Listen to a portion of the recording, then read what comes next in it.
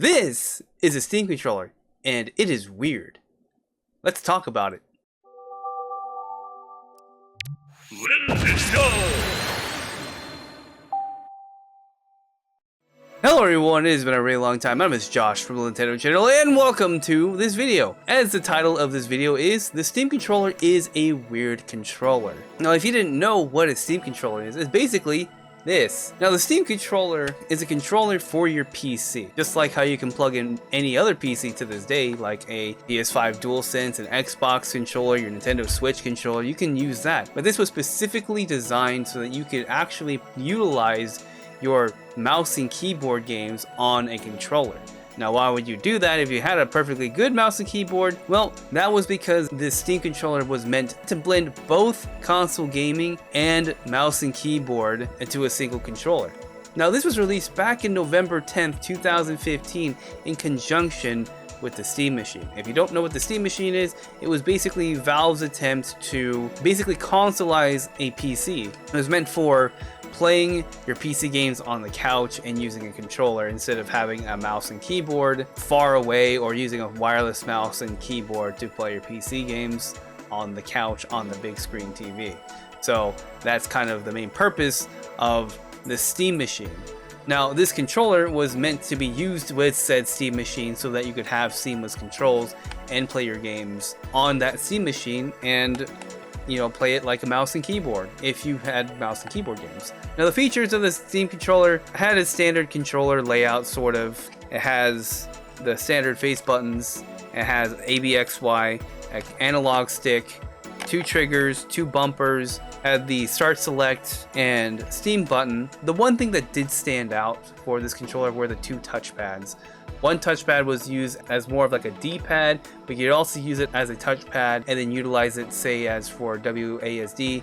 That we could also assign with the analog stick, and then the secondary touchpad, which was more of your second analog stick or your mouse control for first-person shooters or other stuff that if you wanted to utilize it. And there were also 2 back buttons here that you could assign to anything that you needed to use. The intentions were really good, and I think they did an incredible job to blend both PC and console controls into one single controller. But that's the thing, it was a weird time, and this thing is still kind of weird, but it doesn't mean it's bad. In terms of this is actually a really good controller. It is very comfortable. The design is really weird. You can look at it and just be like, why do the handles protrude outwards? That's because when you put your hands on the controller, you can feel that your hands absolutely rest on where the touchpads are. And the ergonomics of the controller are good. They feel great. It is one of those things where you just feel it and it just feels good in the hands. But what other things were kind of weird about this controller? Well, for one thing, it is a wireless controller. It does have a 2.4 gigahertz dongle that you have to plug in via USB, but in a later update, they actually did a Bluetooth option for the controller, so you could actually pair this via Bluetooth. And another really weird thing that they did for this controller was that you needed to put batteries in the controller. So you needed to put your own batteries to play this. And understandably, I can understand why they decided to do that, but this was 2015, and this was already after Xbox One and the PlayStation 4 at that time, so I would assume that they wanted to at least include some sort of rechargeable batteries, because you also have a micro USB slot on right here that you can actually utilize and plug into your computer. Now, do you need to do it?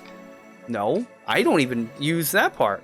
And the fact is that it's just kind of an unused port. So it is kind of underutilized when you think about it. Now, what was it like playing PC games on the Steam controller? Well, it actually plays great. It's kind of a hit or miss. It depends on the game that you want to play. So for example, I think FPS games actually feel pretty well.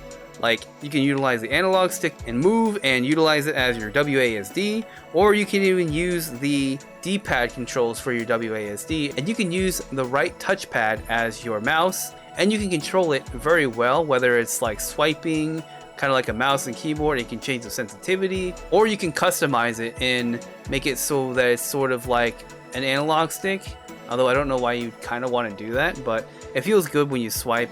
It does take a little while to get used to, but I think once you start using it, it actually feels pretty great. So why am I talking about the Steam controller now versus back then?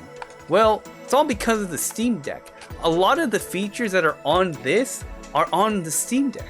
The two touchpads, although they have two analog sticks on the Steam Deck, there is only one here. Again, you have the pressure sensitive triggers, and then you have the bumpers, the two touchpads, the back buttons. They're all there, and you can customize it to your ability and play how you want to play. Now, the Steam controller would only last about 4 years before it was discontinued. It was discontinued on November 26, 2019. So back then, this was going for stupid cheap when they were going to discontinue this. I actually bought my Steam controller for about $11 after shipping, and that was probably the best thing I could have done, because now one of these controllers cost maybe about 30-40 bucks just to get one with the dongle. So I actually lucked out there. Well, I don't use it all the time because I personally still use mouse and keyboard for a lot of my PC games. This is still a great alternative when you just don't feel like using your mouse and keyboard and just want to try something new. If you want to play a game that you don't want to use mouse and keyboard and just kind of sit back, relax, and just play a game, play Sims or play Civ or whatever PC game that you play. There's a lot of good uses for this controller. Now, have I used it more recently? Not really, but it's still a great controller to have and you can utilize. Now, I feel like the best way to utilize the Steam controller is if you have a PC that you have in like your living room or game room, or something that you don't have to sit at a desk. You just sit on a couch that's kind of further away, and you have your PC on the big screen. You just turn on this bad boy, you turn on Steam, or you can still use this on your desktop and use it as a mouse.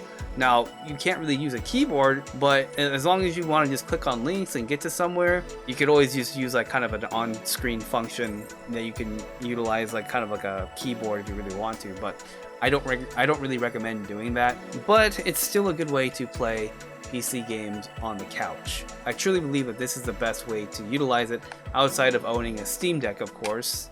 So what do you guys think of the Steam controller? Do you think this is a weird controller? And do you even use a Steam controller? Let me know what you guys think down in the comment section below. Also, be sure to like, subscribe, and ring that notification bell if you want to watch more of my future content.